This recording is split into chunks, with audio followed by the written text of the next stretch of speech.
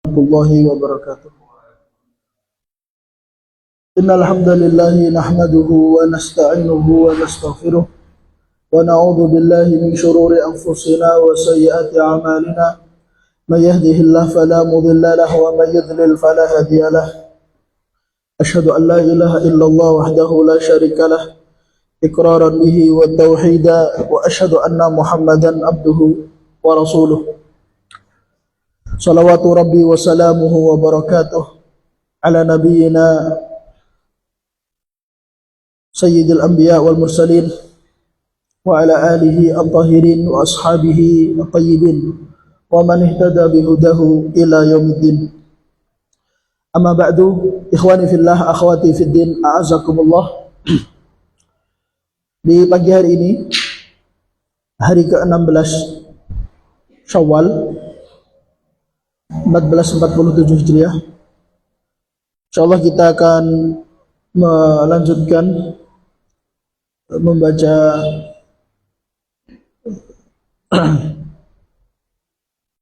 kitab Fawaidul Fawaid yang asalnya merupakan tulisan Al-Imam Ibnu Qayyim Al-Jauziyah rahimahullah, lalu disusun ulang, dirapikan oleh Syekh Ali bin Hasan Al-Halabi Al-Athari rahimahullah ta'ala. Dan kita masih menyambung pembahasan di pertemuan sebelumnya. Sebagaimana kita sampaikan, pasal 11 sampai pasal 14 itu masih berbicara tentang syarah atau mengungkap atau mendulang faedah dari hadis yang diriwayatkan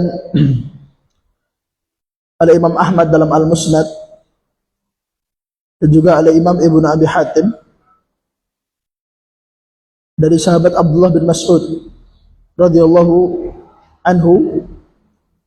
Bisa dilihat riwayatnya secara lengkap di pasal ke-11,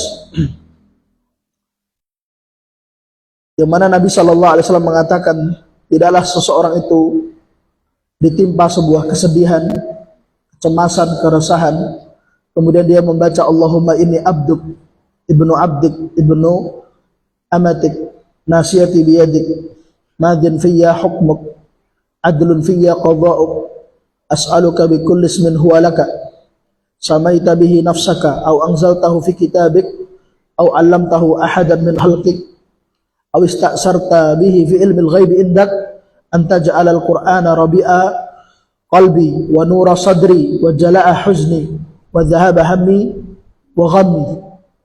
Siapa membaca doa itu ketika dia sedang sedih, sedang gundah gulana, ya, sedang cemas, risau, illa adhaballahu hammah wa ghammah, maka Allah akan hilangkan kesedihannya, kecemasannya, kegalauannya, kerisauannya, wa abdalahu makanahu faraha, dan Allah ganti dengan kebahagiaan, Allah ganti dengan kelapangan dada, ya, Allah ganti dengan optimisme.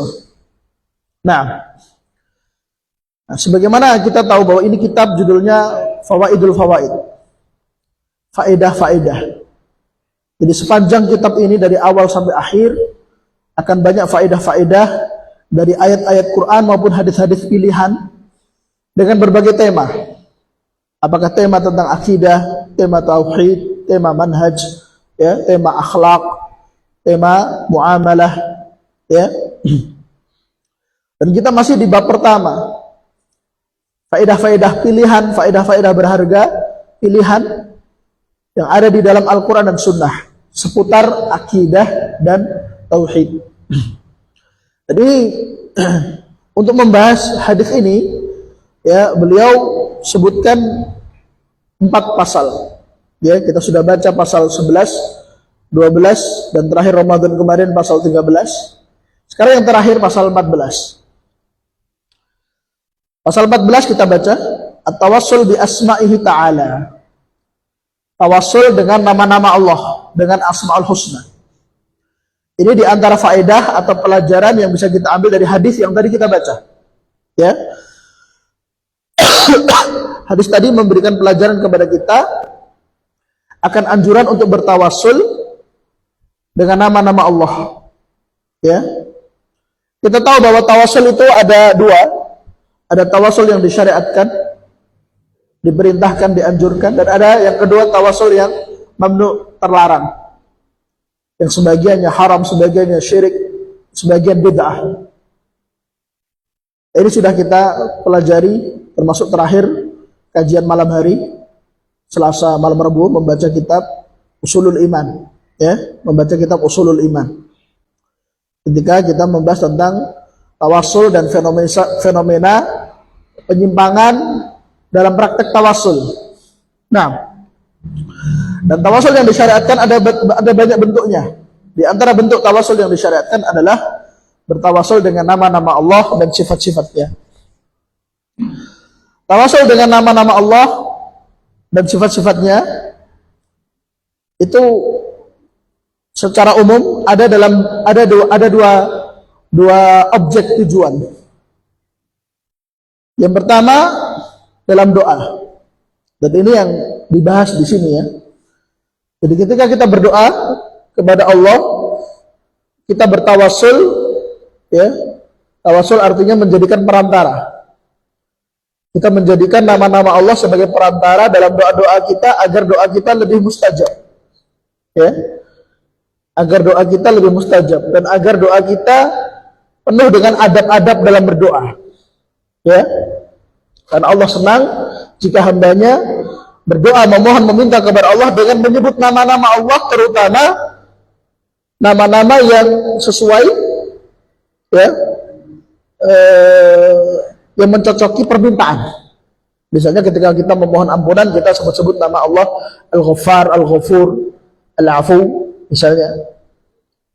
Makanya di antara yang diajarkan Nabi Shallallahu Alaihi Wasallam, ya, dibaca jika menginginkan Lailatul Qadar di 10 akhir, Allahumma innaka afuwun tuhibbul afwa fa'fu anni. Fa'fu itu memohon ampunan. Nah, sebelum memohon ampunan diawali dengan Allahumma innaka afu. Menyebut nama Allah Al-Afu. Wa tuhibbul afwa, ini tawasul dengan sifat. Setelah itu baru fa'fu anni. Itu namanya berdoa dengan tawasul seperti itu. Atau kita meminta rezeki, minta kelapangan rezeki, tambahan rezeki, maka kita menyebut-nyebut nama Allah Ar-Razzaq, Al-Wahhab, sang pemberi anugerah, Al-Mannan, ya. Kita memohon rahmat, kita sebut nama Allah Ar-Rahman, Ar-Rahim, dan seterusnya. Kita memohon agar doa-doa kita diijabah, kita sebut nama Allah As-Sami', yang maha mendengar permohonan hambanya, ya. Al-Mujib, yang mengijabah doa-doa, begitu. Ini namanya tawassul dengan nama-nama Allah. Dan ini diantara ciri khas ahlu sunnah wal jamaah. Ya. Adapun ahlu bid'ah, ya, dan juga al-kuburiyin, penyembah kuburan, mereka bertawassulnya dengan menyebut nama-nama, ya, orang-orang saleh yang mereka anggap saleh. Ya. Allahumma inni as'aluka bijahi nabiyyika misalnya. Ya Allah, aku memohon kepadamu dengan perantara kedudukan, derajat dan kemuliaan nabimu. Ini bid'ah. Disebut ini bid'ah. Bahkan bisa mengarah kepada syirik. Maka kita harus tahu mana tawasul yang syar'i dan mana tawasul yang bid'ah. Dan anehnya, mereka ahlu bid'ah menuduh ahlu sunnah anti tawasul. Maka kita jawab bahwa kita tidak anti tawasul. Yang kita anti adalah tawasul yang syirik dan bid'ah. Kalau tawasul yang sesuai dengan sunnah, tawasul yang disyariatkan, maka kita senantiasa menyertai dan melaziminya. Maka adalah kedustaan dan kebohongan yang disebarkan oleh ahlu bid'ah bahwa salafi anti tawasul. Ya.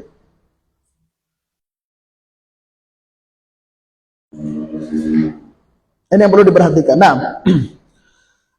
ini pasal yang ke-14 berarti ya secara urutan.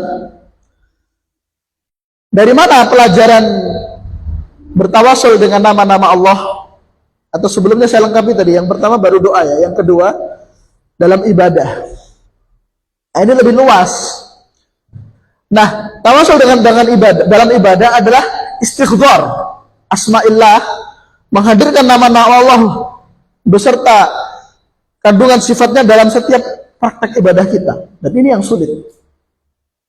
Dan ini yang dimaksud oleh Nabi Shallallahu Alaihi Wasallam ketika beliau ditanya oleh malaikat Jibril alaihissalam tentang apa itu ihsan.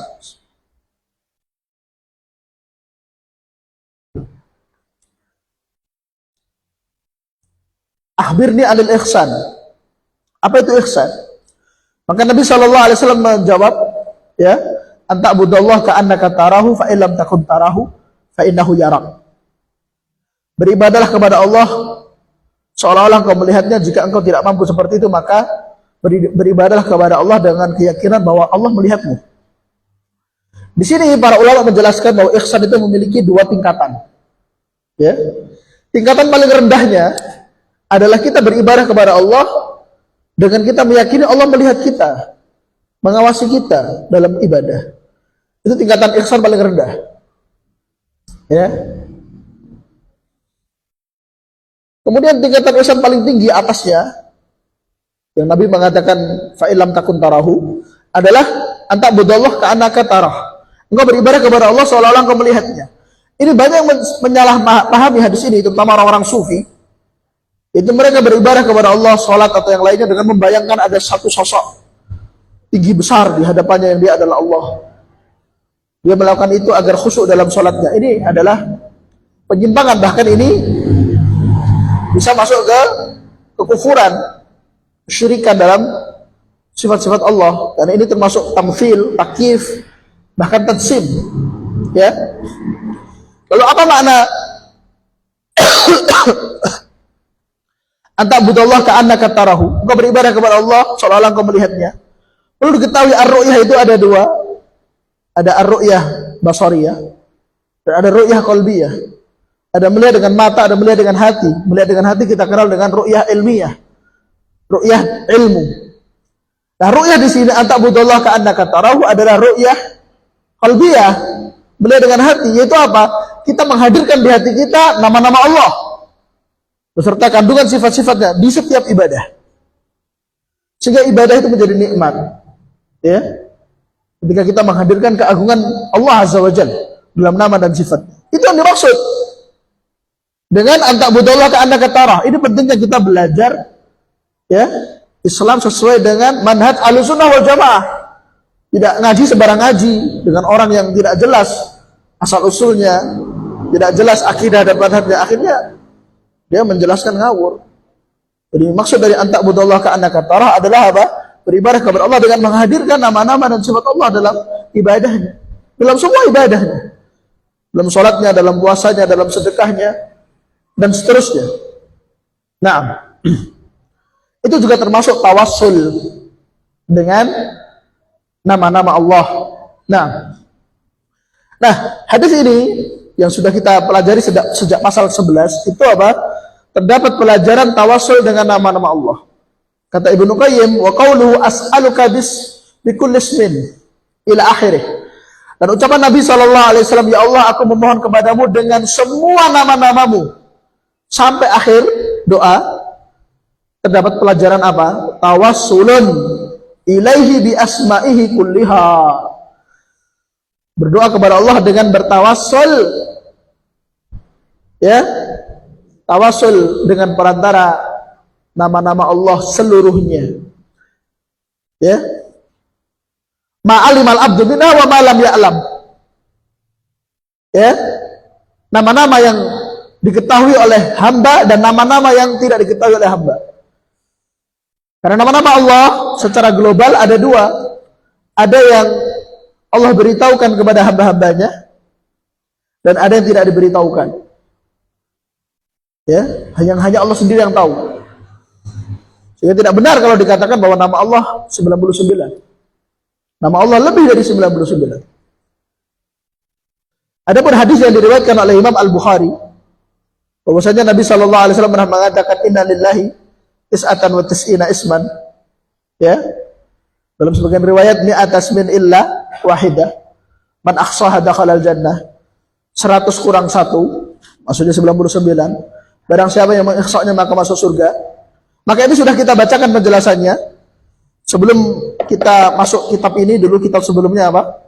Fikih Asmaul Husna.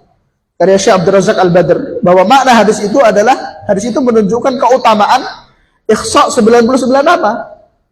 Itu makna dari hadis itu, bukan maknanya bahwa nama Allah terbatas 99. Karena seperti yang kita baca di pasal 11 kitab ini, Nabi SAW mengatakan apa? Ya, as'aluka bikulli ismin huwa lak. Ya Allah, aku memohon kepadamu dengan perantara semua nama-namamu. Lalu Nabi SAW merinci nama-nama Allah yang dijadikan tawasul dalam doa. Apa itu? Samaita bihi nafsak, yang nama itu engkau sendiri yang memberi nama. Jadi nggak boleh kita menamai Allah dengan nama-nama yang tidak ada di dalam Quran dan Sunnah. Karena penetapan nama-nama Allah itu tauqifiyah, mencukupkan diri dengan wahyu. Tidak boleh seperti orang-orang Nasara menamakan Allah dengan Rabbul Ab, Tuhan Bapa, atau seperti siapa orang-orang yakni filsafat yang menamai Allah dengan illatul fa'ilah, kausa prima, sebab dari segala sebab, ya. Itu enggak boleh. Enggak boleh menamakan Allah dengan nama yang tidak ada dalam Al-Qur'an dan Sunnah.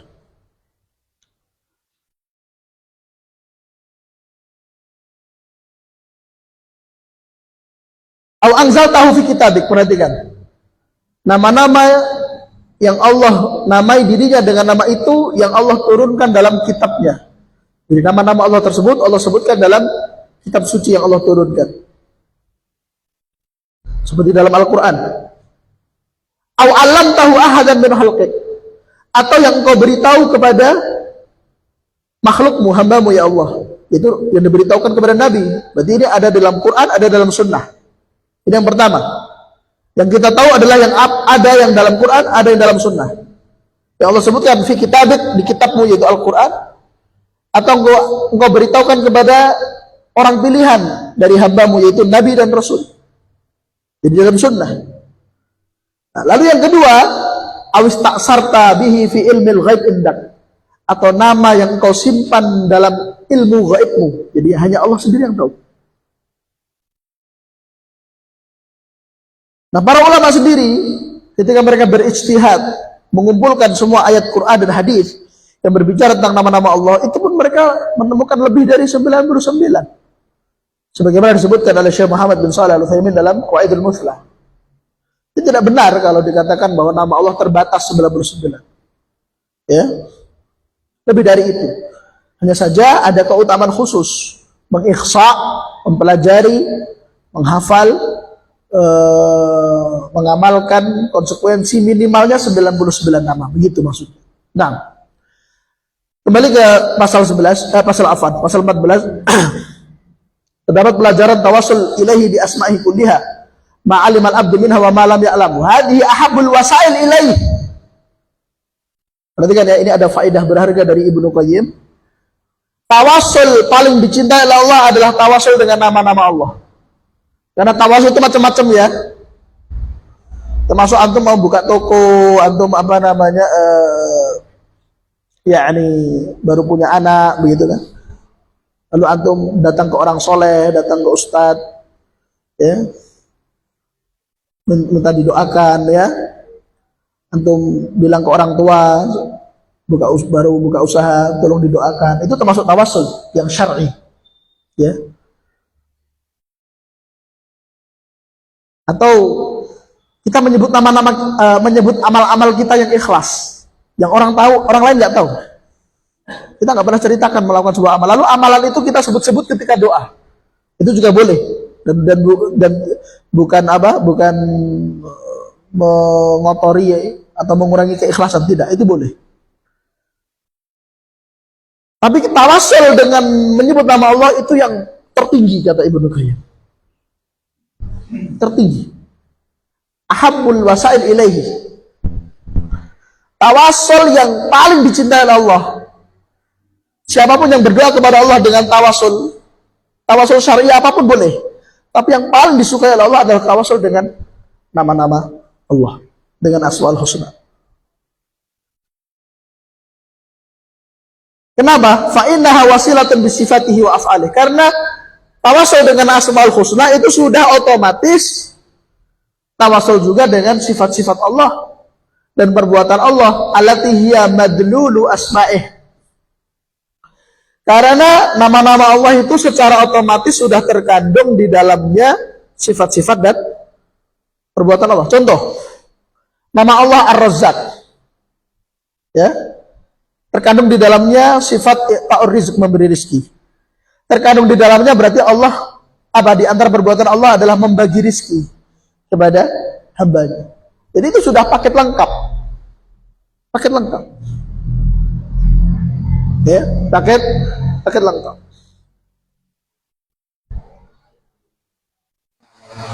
Nah, makanya perlu diperhatikan ya, jangan dilalaikan kalau kita berdoa itu dengan tawassul bi asma'illahi ta'ala. Bertawassul dengan nama-nama Allah. Dan Nabi SAW mengatakan, as'aluka bikulli ismin, aku memohon kepadamu dengan semua nama. Berarti semua nama yang kita tahu maupun yang kita tidak tahu. Maka ini Masya Allah, doa bagus sekali. Nah, memangnya apa yang diminta oleh Nabi SAW? Apa yang beliau minta?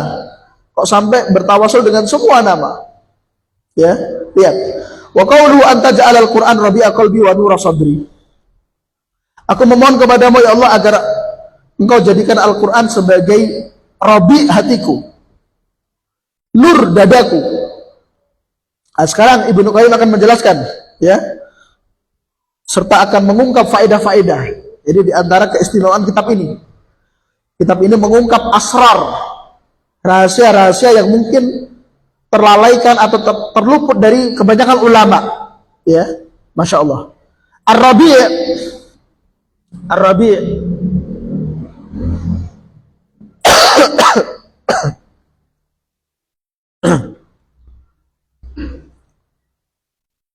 Rabi' itu kalau dibuka di kamus itu biasanya maknanya musim semi gitu. Cuman di sini kita lihat, kalau dalam kamus Arab ke Arab itu tentu lebih detail. Di sini dijelaskan oleh Ibnu Qayyim, Ar-Rabi' adalah al-matarul ladzi yuhyil ardh. Masya Allah.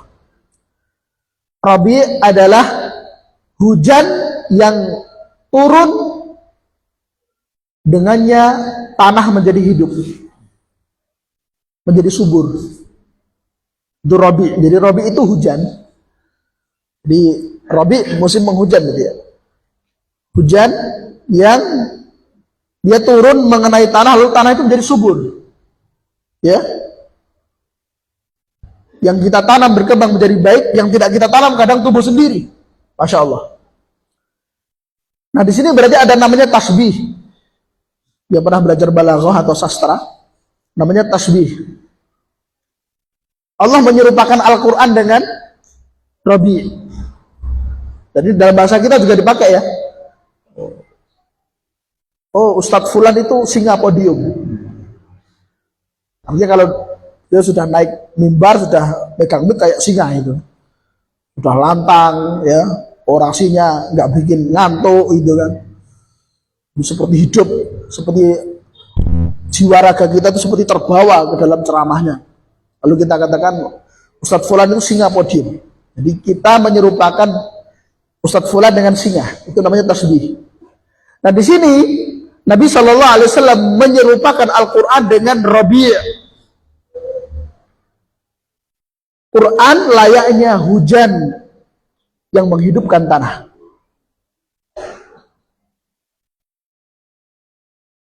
Kenapa diserupakan dengan Rabi'? Dijelaskan oleh Ibnu Qayyim, syabbahal Qur'ana bihi li hayatil qalbi bihi. Masya Allah. Nabi SAW menyerupakan Al-Quran dengan Rabi'. Karena hati manusia hidup dengan sebab Al-Quran. Semakin dekat dengan Al-Quran, senantiasa bersanding dengan Al-Quran. Kalau kata orang Jawa apa? Tansah sumanding kitab suci. Maka hatinya semakin hidup. Semakin jauh dari Al-Quran, mati hati. Hampa. Kadzalika syabahallahu bil matar. Demikianlah Allah serupakan Al-Quran. Oleh sebab itu, yakni Allah serupakan Al-Quran dengan Rabi' atau dengan Al-Matar, hujan.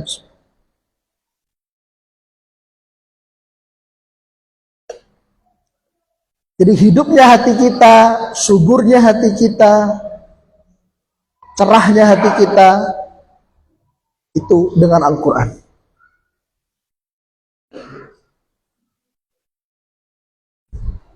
Jadi doa yang harus kita baca ya, diajarkan oleh Nabi Sallallahu Alaihi Wasallam di waktu-waktu mustajab,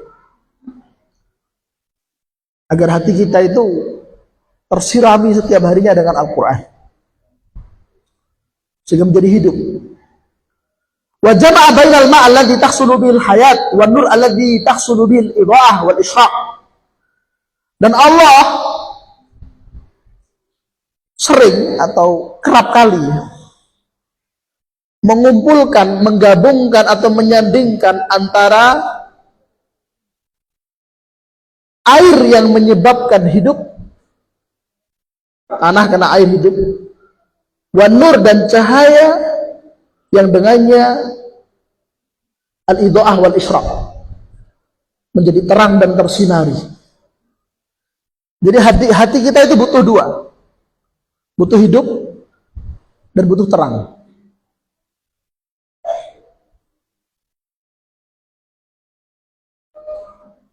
Ya, hati kita butuh hidup dan butuh terang. Oleh karena itu orang Jawa bilang padang atine, ya.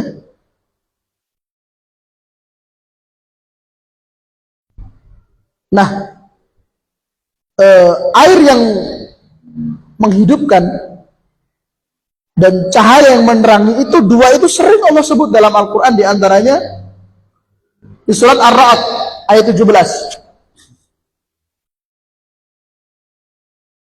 Dalam Al-Quran surat Ar-Ra'd ayat 17. Allah berfirman, anzala minas sama'i ma'an. Dialah Allah yang telah menurunkan air dari langit. Fasalat audiyatu biqadariha. Maka air hujan itu kemudian apa? Mengalir ke lembah-lembah sesuai dengan kadarnya. Masya Allah.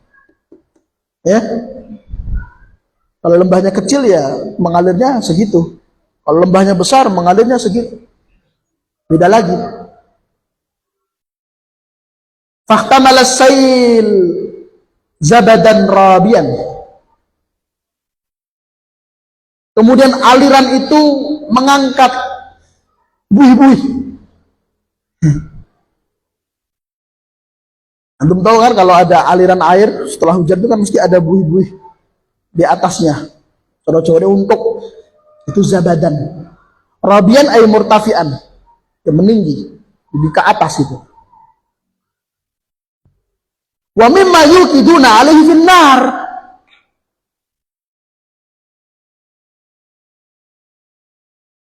Dan Allah turunkan dari apa-apa yang mereka manusia menghidupkan di atasnya berupa api. Ibtigha'a khilyah. Ya, ibtigha'a khilyah, ingin menjadikannya hiasan. Maksud ini berbicara tentang apa? Tentang emas yang disepuh agar bisa menjadi perhiasan, dipanasi. Yuqiduna alaihi finnar, dipalaskan di dalam api. Ibtigha'a khilyah, agar dia layak untuk menjadi perhiasan. Surat Ar-Ra'd ayat 17. Surat Ar-Ra'd ayat 17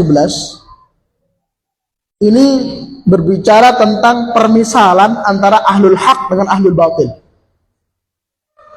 Allah membuat dua permisalan. Yang pertama tadi anzala minas sama'i ma'an, yang kedua wa mimma yuqiduna alaih. Mimma itu aslinya mimma, terus diidgham menjadi mimma. Ya, idgham mutaqaribain lalu menjadi mutamathilain.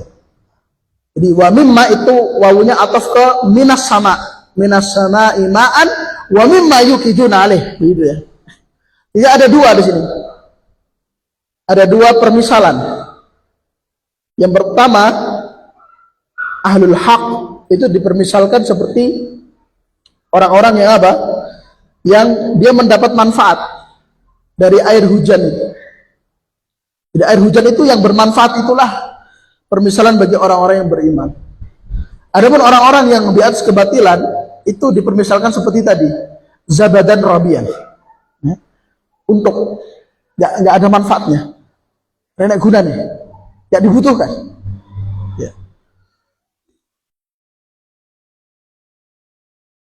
Demikian pula emas yang dipanaskan, yang sudah menjadi perhiasan, itulah orang-orang beriman. Sementara kerak-keraknya yang tidak dibutuhkan setelah dipanaskan, itulah perumpamaan bagi orang-orang yang berada di atas kebatilan. Ya. Ini tema pokok dari Al-An'am ayat berapa? Ar-Ra'd ayat 17. Ya. Surat Ar-Ra'd sendiri, surat Ar-Ra'd itu tema besarnya berbicara tentang keagungan Allah, yang dengan keagungan Allah itu terbantahkan semua pola berpikir orang-orang yang mengingkari adanya Tuhan. Itu tema besar surat Ar-Ra'd. Ya. Makanya dinamakan surat Ar-Ra'd, bagaikan petir yang menyambar dan menghancurkan. Dan surat Ar-Ra'd ini dibagi menjadi, tema besarnya tadi ya, dibagi menjadi 10 tema. Jadi kita baca Quran itu harus tahu apa tema-tema per surat dan juga turunannya. Atau bahasanya roadmap ya. Roadmap dari Quran, agar kita bisa baca Quran itu nikmat, tadabbur. Gitu ya. Ini dipersiapkan ya, dipersiapkan. Maksudnya apa? Syekh Saleh bin Abdul Aziz Al-Syekh, beliau mengatakan bahwa afdalnya di bulan Ramadan itu membaca Quran, ya jangan bersanding dengan membaca terjemahnya atau apa namanya, tafsirnya. Baca Quran aja, khatamkan sebanyak-banyaknya. Ya. Namun baca Quran harus tetap dengan tadabbur. Nah, agar bisa tadabbur ya kita harus siapkan 11 bulan ini gitu kan. Dari Syawal ini sampai bulan Sya'ban. Kita siapkan. Kalau bisa ya, dari bulan Syawal sampai bulan Sya'ban itu kita sudah baca Quran beserta tafsirnya itu khatam. Minimalnya yang tipis-tipis saja, tafsir Muyassar atau Al-Mukhtasar fi Tafsir itu sudah ada terjemahnya. Bahkan Al-Mukhtasar itu sudah ada PDF-nya terjemahnya. Ya. Syukur-syukur kalau kita tahu roadmap dari Al-Quran itu, ya. Hubungan akhir surat ini dengan awal surat setelahnya itu membantu kita untuk tadabbur, ya. Membantu kita untuk tadabbur. Nah, kalau sudah bisa kayak gitu nanti dinaikkan levelnya. Apa itu? Di luar Ramadan usahakan 7 hari sekali khatam baca Quran itu. Seperti para sahabat itu ada jadwal 7 hari sekali khatam, bagaimana diriwayatkan oleh Imam Ahmad dalam Al-Musnad, bawakan oleh Imam As-Suyuti dalam kitabnya Al-Itqan fi Ulumil Quran.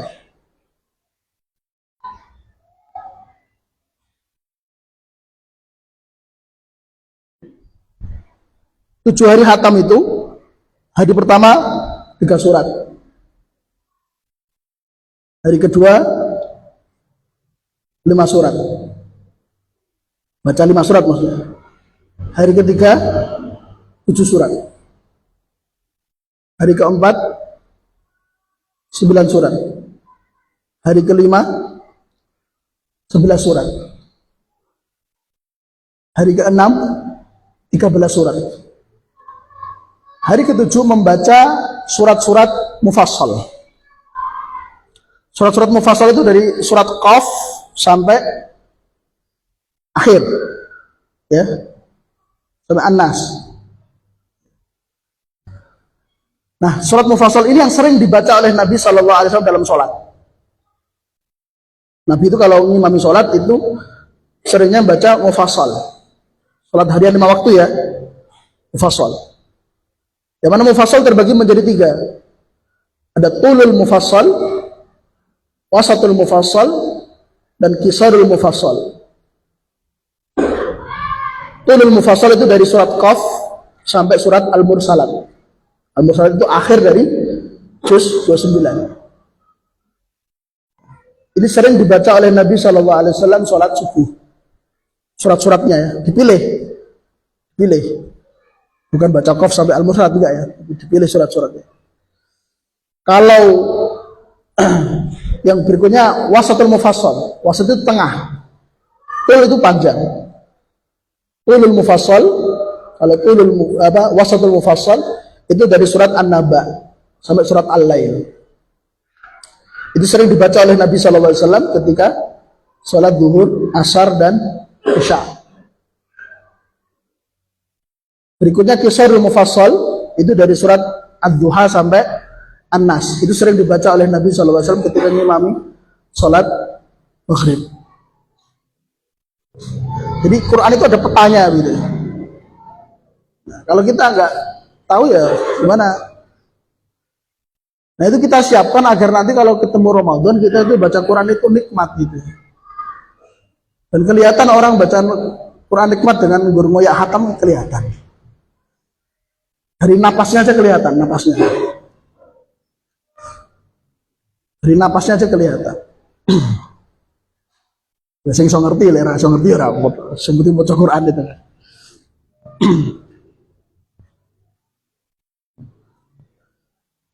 Berarti kalau 3 surat hari pertama itu 3 surat apa? Biasanya kalau di pesantren-pesantren biasanya dimulai dari malam Jumat ya. Malam Jumat dimulai dibagi 2 kali pagi dan malam, pagi dan sore. Malam Jumat mulai nanti khatam Kamis pagi. Cuman kalau antum mau bagi 5, mau bagi 10, mau antum 10 kali baca setiap hari itu bisa. 3 surat pertama berarti apa? Al-Fatihah sampai An-Nisa. Ganjil aja ya. 3, 5, 7, 9, 11, 13 ya kan. Hari kedua jadi 5 surat. Al-Maidah sampai At-Taubah. Hari ketiga berarti berapa surat? 7 kan? 3, 5, 7. Berarti apa? Surat Yunus sampai Nahl. Hari keempat berarti berapa surat? 9 surat. Dari surat Al-Isra sampai Al-Furqan. Hari kelima 11 surat berarti ya. Dari surat Syu'ara sampai Yasin.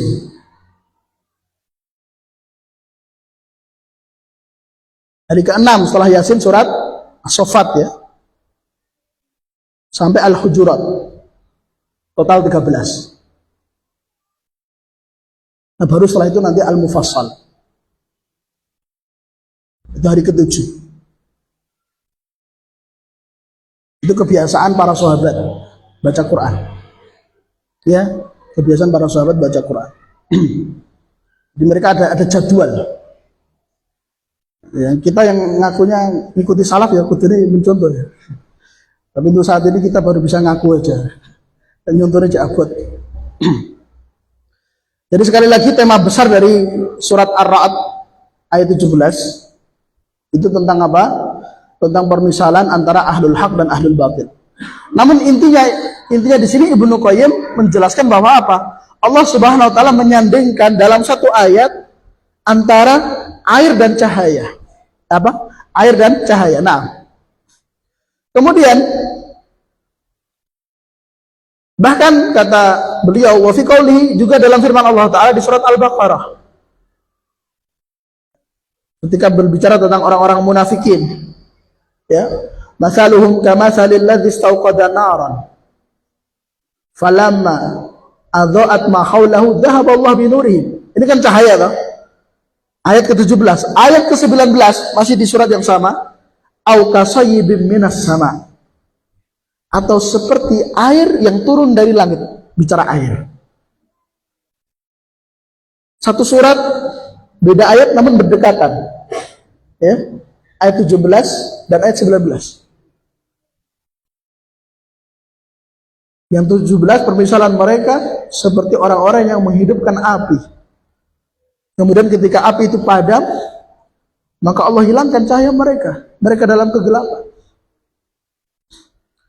Dan di ayat 19, au kasayyibin minas sama, atau seperti turunnya hujan disertai petir yang menyambar-nyambar, yang lalu mereka menutup telinga-telinga mereka karena takut akan mati dengan suara petir yang memekakan. Nah, atau dalam surat An-Nur, suratnya sama, ayatnya beda, cuman agak jauh. Kalau tadi 17 dan 19, ini 35 dan 43. Allahu nur samawati wal ard. Allah adalah nur, pemberi cahaya langit dan bumi. Masalu nurihi, permisalan cahaya. Nah, perlihatkan cahaya ya.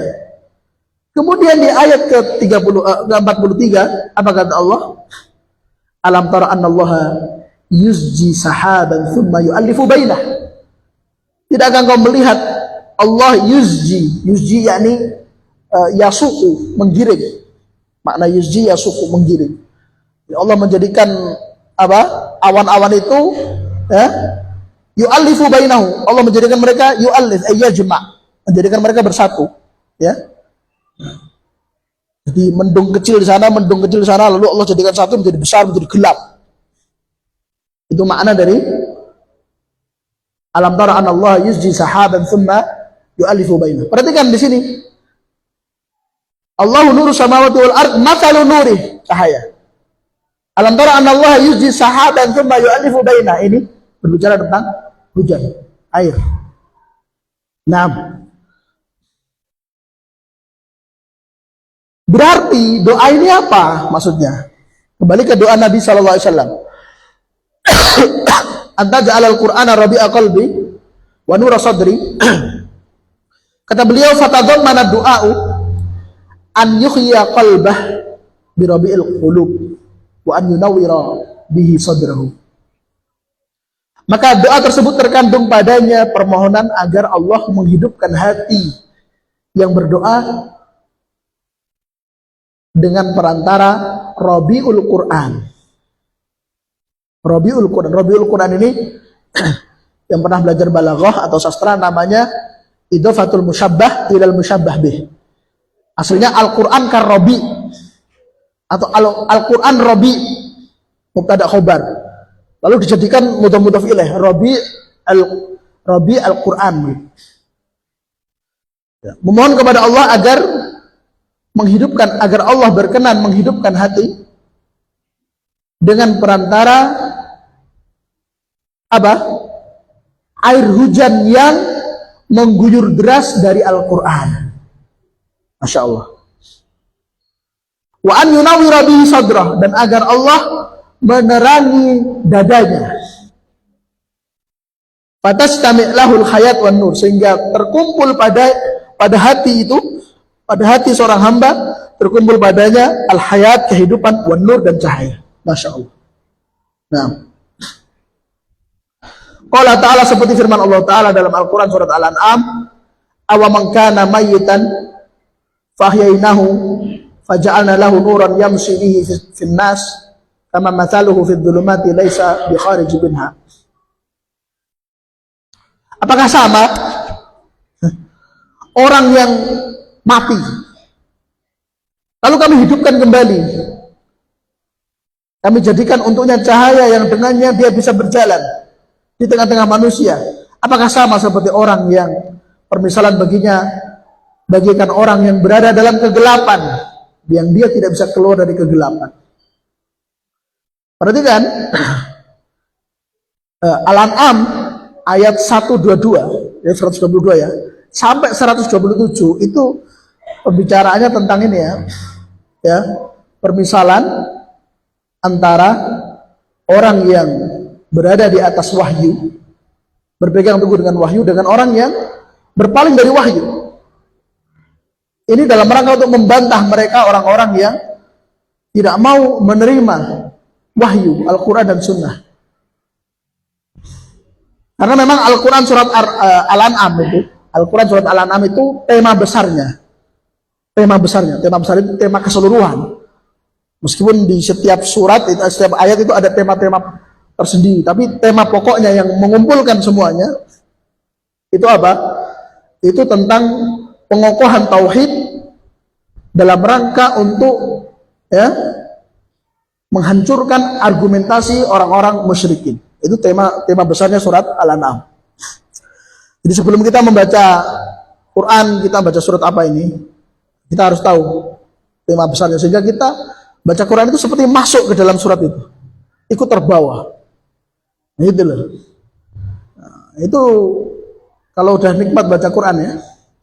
Kadang kan ada orang tuh, kadang itu kalau orang awam ya, orang awam gitu ya, hanya pendekatan saja. Karena kadang orang awam dulu mbah-mbah kita mungkin ya, kadang siang hari atau malam hari mereka apa, layah-layah itu kan, selonjoran, nyalakan radio apa biasanya,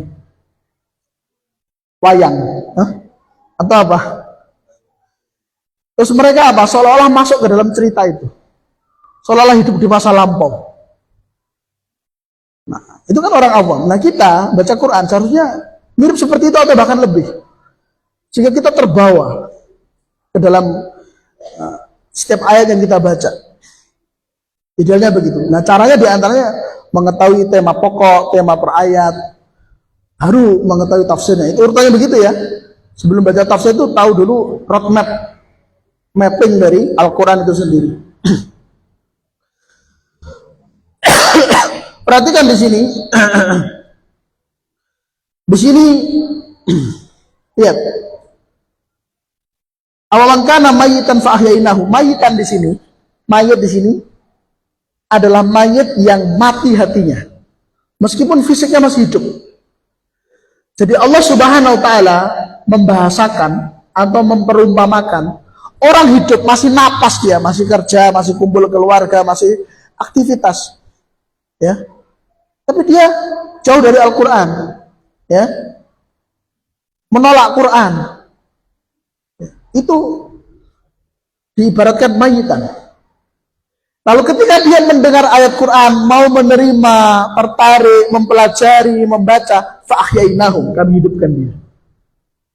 Kami hidupkan dia setelah mati. Wa ja'alna lahu nuran, lo cahaya. Artinya apa? Bicara Quran itu sudah paket apa? Paket kehidupan dan cahaya. Itu sudah satu paket.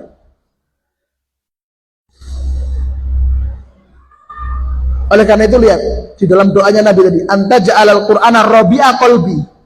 Rabi, air yang menghidupkan, wa nura sadri, cahaya yang menerangi. Itu sudah satu paket itu. Masya Allah. Cuman pertanyaannya, kenapa kok Nabi gak mengatakan wa nura qalbi, cahaya bagi hatiku? Tapi kenapa kok cahaya sadri, dadaku? Kenapa kok pakai dada? Nah, ini Ibnu Qayyim, ini diantara apa? Spesialisasinya Ibnu Qayyim, mengungkap sir-sir rahasia dari ayat-ayat Quran hadis yang mungkin kebanyakan ulama terlewat. Walamma kana sadru awsa' minal qalb, karena dada itu lebih luas daripada hati. Hati itu lebih kecil, dada lebih luas. Karena nur al-hasil lahu yasri minhu ilal qalb. Ketika cahaya itu sudah memenuhi dada, semua dinding-dinding, sudut-sudut dada itu terkena cahaya, otomatis hati juga kena. Masya Allah. Tapi hatinya saja yang kena cahaya, kiwa tengene hati belum tentu dapat. Dada secara keseluruhan, hati otomatis terkena cahaya. Masya Allah. Ini Ibnu Qayyim menjelaskan sampai dakik. Dakik itu jeli, detail. Dan memang seperti itu seharusnya Ahlus Sunnah mempelajari Quran dan Sunnah itu jeli. Imam Syafi'i mengatakan apa? Man arada an yatlubal ilm falyudakkik. Barang siapa ingin belajar menuntut ilmu maka dakik, dia harus jeli. Jangan sepintas-pintas itu. Utlubu daqiqal ilm qabla an yadhhaba daqiqal ilm. Belajarlah menuntut ilmu sedetail-detailnya sebelum kedetailan ilmu itu hilang. Kedetailan ilmu kalau hilang akan rawan terkena syubhat. Orang itu kalau belajar ilmunya detail, ada syubhat apa itu dia mudah. Ora ngono. Iku ora padha beda, jadi padake kan itu. Karena dia ada rincian. Makanya Ibnu Qayyim rahimahullah mengatakan idrakul ilm bi idrakit tafasil. Ilmu itu diraih dengan mengetahui rincian-rinciannya dan kedetailan-kedetailan yang jeli untuk dipahami. Lihat betapa jelinya Ibnu Qayyim. Ya, kenapa Nabi SAW membahasakan dada dan tidak membahasakan hati? Ya. Sementara Robi tadi pakainya kolab, nggak soder. Ya. Kenapa? Karena kalau hati itu sudah hidup, yang lainnya ikut hidup. Nabi SAW mengatakan apa? Inna fil jasadi mudghah. Ketahuilah bahwa di dalam tubuh itu ada segumpal daging. Idza salahal jasadu kullu wa idza fasadal jasadu kullu. Kalau hati itu segumpal daging itu baik, seluruh tubuh jadi baik. Kalau segumpal daging itu hidup, seluruh tubuh menjadi hidup. Nah, itu namanya hidup lebih hidup, bukan rokok ini ya. Hidup lebih hidup bukan rokok, itu malah mati ya. Hidup lebih hidup ya hidupnya hati. Tapi kalau hati ini rusak, mati, yang lainnya ikut mati. Seperti mayat berjalan, seperti dalam surat Al-An'am tadi. Bagikan mayat berjalan. Ala wahyal qalb, ketahuilah bahwa segumpal daging itu adalah hati. Baik. Ka'ana nur, kita lanjut. Ibnu Qayyim mengatakan kana nurul hasil lahu. Nah, mana tadi? Walamma kanat hayatul badan wal jawarih kulliha fi hayatil qalb. Nah, perhatikan. Dan karena kehidupan badan, kehidupan anggota tubuh seluruhnya tergantung dengan kehidupan hati, tasril hayatu minhu ila sadr. Maka kehidupan hati itu kemudian mengalir, merembet ya ke dalam dadanya, summa ilal jawarih, kemudian ke seluruh tubuhnya. Paham? Makanya kalau untuk hujan, air hujan itu sasarannya hati, tapi kalau cahaya sasarannya dada. Masya Allah. Sa'alal khayata lahu birrabi alladhi huwa badatuha. Maka Nabi SAW memohon kehidupan ya untuk hati dengan robi, dengan air sejuknya Al-Quran, yang mana itu adalah madatuha. Madatuha, Masya Allah. Unsur yang sangat dibutuhkan oleh hati. Perhatikan ya, madah itu sesuatu unsur pokok yang sangat dibutuhkan. Jadi hati kita sangat butuh terhadap robinya Al-Quran. Jadi jangan sampai ada hari yang terlewat tanpa Al-Quran. Kemudian walamma kana al-hazan wal ham wal gham yudadu hayatal qalb wastinaratahu sa'ala an yakuna dhahabuha bil Quran. Ketika huzn, kesedihan ya, wal ham, kecemasan, wal gham, kerisauan, kegalauan, itu adalah lawan dari kehidupnya hati dan perangnya hati. Maka Nabi SAW memohon agar ketiga-tiganya itu diangkat, dihilangkan dengan perantara Al-Quran, seperti di hadis yang kita mulai membacanya sejak pasal 13. Pasal apa? 11. Lihat. Setelah Nabi memohon anta ja'ala Qur'ana rabi'a qalbi wa nura sadri apa? Wa jalaa huzni. Menghilangkan kesedihanku. Wa dhahaba hammi wa ghammi. Mengangkat kecemasan dan kerisauanku. Lihat. Dengan perantara apa? Al-Quran. Kenapa? Karena nggak akan bisa bersanding antara hidup disertai kecemasan, kesedihan, dan kerisauan. Itu namanya hidup namun seperti nggak hidup. La yamutu fiha wa la yahya, kan itu kan. La yamutu fiha wa la yahya itu dirasakannya di akhirat, jangan di dunia. Kalau di dunia merasakan la yamutu fiha wa la yahya, di akhirat juga akan merasakan yang sama. Tapi kalau di dunia tidak merasakan la yamutu fiha wa la yahya, di akhirat juga tidak merasakan la yamutu fiha wa la yahya. Itu. Maka nggak bisa bersanding antara hidupnya hati dengan tiga tadi, al-huzn, al-ham, al-gham. Ya. Ini kalau diterjemahkan sebenarnya sama, kesedihan. Cuma nanti akan ada bedanya dijelaskan oleh Ibnu Qayyim di akhir pasal ini. Hati yang bercahaya juga tidak bisa disandingkan dengan tiga ini.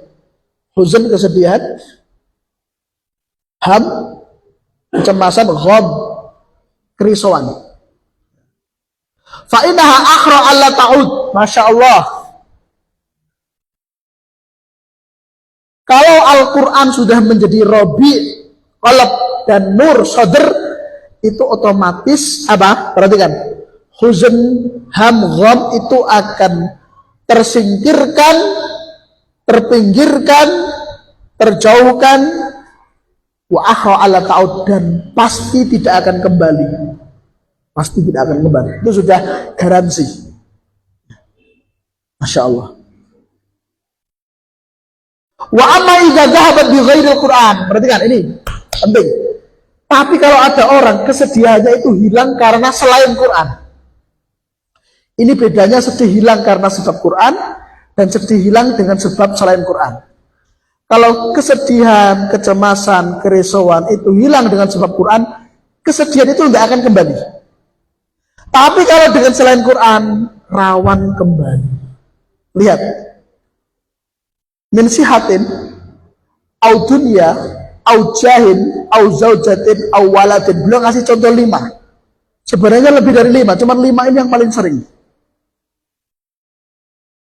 Jika kesedihan hilang dengan salah satu dari 5 sebab ini, fa innaha ta'udu bidahabi dzalik. Maka kesedihan itu akan kembali datang ketika salah satu dari 5 ini tidak ada. Pertama, mensihatin sehat. Ada orang ketika sehat senang, tapi ketika sakit sedih. Lihat. Karena apa? Karena senangnya itu bukan dengan Quran, tapi dengan sehatnya. Sehingga beda dia. Kalau sehat, wah, ini aku penak ini, ibadah penak. Tapi sakit, mutung. Ya Allah, kenapa engkau beri aku sakit sehingga aku nggak bisa beribadah kepadamu? Kalau engkau memberi kalau engkau memberiku sakit, ya aku nggak akan beribadah padamu. Makanya jangan beri aku sakit loh. Kok nyalah ke Gusti Allah? Kan itu. Kenapa? Karena dia tergantung dengan kesehatannya. Yang kedua, atau dunia, kekayaan misalnya. Dia senang kalau banyak harta. Tapi kalau kelangan ya, tokonya kebakaran, uangnya kemalingan, sedih dia, down dia, drop dia, stres dia. Kesedihan itu kembali. Karena selama ini Rabiul Qalb, nurus sadrnya bukan Quran. Selama ini harta. Yang ketiga, jah, kedudukan, jabatan. Kalau jabatannya tinggi senang. Kalau dia turun jabatan atau sudah pensiun dia sedih. Makanya banyak yang mempertahankan apa? Mempertahankan agar jabatannya tidak lengser, yang kita kenal dengan apa? Dinasti ya.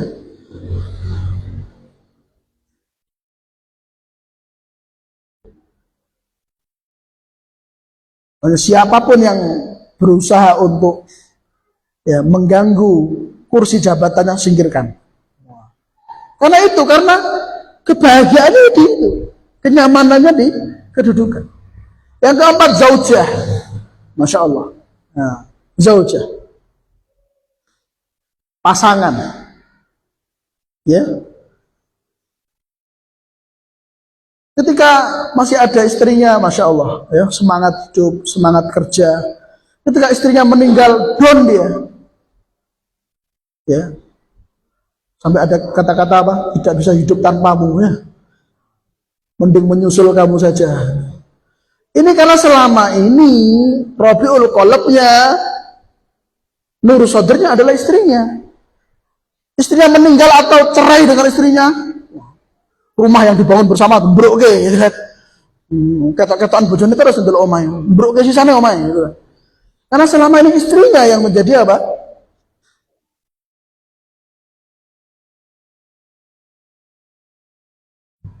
Yang kelima, walad, anaknya. Anaknya meninggal, wah sedih. Dia nggak doyan makan, nggak doyan ini, nggak doyan ini, nggak semangat kerja. Sampai anaknya meninggal karena kecelakaan, dia naik motor. Itu motornya nggak dijual-jual itu. Kalau di tuku buat pirang miliar nggak dijual. Untuk mengenang anaknya. Ini mereka-mereka yang apa? Yang ya, hiburan hatinya selain Quran. Ini masya Allah ya. Fa'innaha ta'udu bidhihamidhan. Wal makruh al-warid alal qalb. Nah sekarang, sesuatu yang membahayakan hati, yang hati kita itu nggak seneng kalau ada. Perhatikan, kita itu harus memahami hati kita loh ya. Jangan sampai kita memahami hati orang, perasaan orang, hati ini dewe ra dipahami ya. Perasaan ini dewe ra dipahami. Aku mencoba untuk memahami hatimu, lah. Hatimu dewe ra paham mau memahami hati wong. Ya. Ada 3 hal yang hati kita itu nggak suka, jangan sampai masuk ke hati kita. Kalau masuk segera selesaikan, ya, jangan terlalu lama. Kasihan hati kita. Apa 3 hal itu? Ya tadi, huzn, ham, dan gham. Nah, sekarang Ibnu Qayyim akan menjelaskan. In kana min amrin ma'dhin ahdasal huzn. Kalau itu datangnya dari sesuatu yang lampau, namanya huzn, kesedihan. Ya.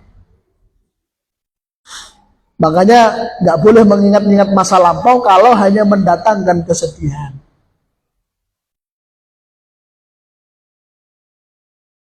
Kalau mengingat masa lampau untuk memotivasi kita lah. Biar aku awal-awal ngaji seneng maca Quran, sergep melu pengajian. Ini kok bar 10 tahun kenal kajian kok saja aku malah jarang melu ngaji. Gitu kan. Kok saya ngaji ku milih-milih ya. Lek orang ustaz iki orang apa ya yang salah ya? Terus dia ingat-ingat lagi apa? Bernostalgia dengan awal-awal dia mengenal sunnah, semangat baca Quran, semangat sholat sunnah, semangat zikir pagi petang. Kok sekarang zikir pagi petang kok sudah saya lewati? Nah, kalau itu boleh. Tapi kalau wah enak ya zaman biyen nyolong pencet ya. Biyen aku mangan tebu mbuh cawai sapa ya karo kanca-kancaku, itu nggak boleh, haram itu. Nggak boleh. Itu malah mendatangkan al-hazan. Yang kedua, wa in kana minal mustaqbal. Kalau kesedihan itu datangnya dari masa yang akan datang, ya. Itu namanya ahdatsal ham, namanya ham. Makanya saya terjemahkan kecemasan. Cemas. Enggak ngene piye ya? Enggak ngene piye ya? Nah, gitu ya. Wa in kana min amrin hadir, tapi kalau kesedihannya itu kesedihan tentang hari ini, ahdatsal gham, namanya gham, saya terjemahkan kerisauan. Wallahu a'lam. Ini 3 ini jangan sampai ada. Lek wis kadung segera diselesaikan. Lek belum datang ojo ditekake. Jangan didatangkan. Lihat, ada catatan kaki dari Syekh Ali Hasan rahimahullah. Fasal al-abdu rabbahu li-idhabi hadhihi kulliyah hatta yasfu lahu qalbuh madhiyan wa hadirun mustaqbilan. Jadi seorang hamba itu harus berdoa kepada Allah, memohon kepada Allah agar hatinya diselamatkan dari 3 ini. Agar hatinya bersih. Bersih karena kesedihan, kegalauan yang disebabkan oleh apa? Masa lampau atau kecemasan masa datang atau kerisauan masa sekarang. Ya, janganlah kita. Makanya Nabi SAW mengatakan apa? Min husni islamil mar'i tarkuhu ma la ya'ni. Di antara tanda bagusnya kualitas keislaman seseorang, dia tidak ngurusi sesuatu yang tidak berkepentingan dengannya, meninggalkan sesuatu yang tidak bermanfaat untuk dunia dan akhiratnya. Nah kadang ada itu mikir apa sing tak dipikir, melu mikir MBG barangnya ngopo, urusannya apa? Dapur randuwe, randuwe, ranya ke duit melu mikir, ya, mikir perang barang, perang itu piye sok yo, harga bensin mundak itu piye sok yo, apa kok pikir lah, nggak ada stroke ya, apa dipikir ya, KPKB kok dipikir, urusan negara, wah ini negara bahaya ini, negara kita mau dikuasai Taipan, urusanmu apa dikuasai Taipan barang. Quran orang mbok waca kok mungkin liya-liyane ya. Jadi janganlah kita itu ya menyakiti hati kita ya. Kadang kita nggak mau menyakiti hati orang lain, tapi hati kita sendiri kita sakiti setiap hari dengan mendatangkan gham, huzn. Masya Allah, ini pelajaran bagus dari Al-Imam Ibnu Qayyim rahimahullah. Dengan demikian selesai pasal ke-14 ya afwan. Pasal 15 nanti baru sudah nggak berkaitan dengan doa tadi, nanti faedah di pembahasan lain insyaallah. Demikian subhanakallahumma bihamdik asyhadu an la ilaha illa anta astaghfiruka wa atubu ilaik. Assalamualaikum warahmatullahi wabarakatuh.